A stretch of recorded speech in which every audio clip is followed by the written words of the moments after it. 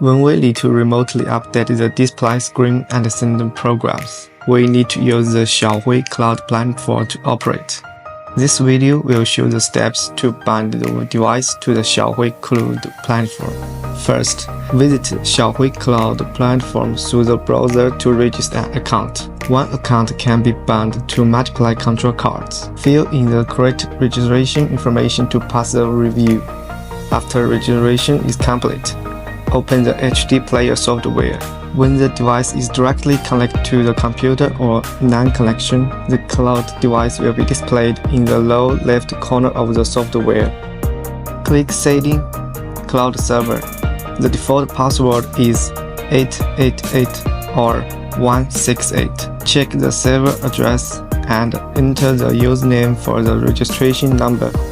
Check the device and click OK to bind the device. Return to Huidu Cloud platform. You can view the bound device in the device list. Now, you can update the display screen materials and programs.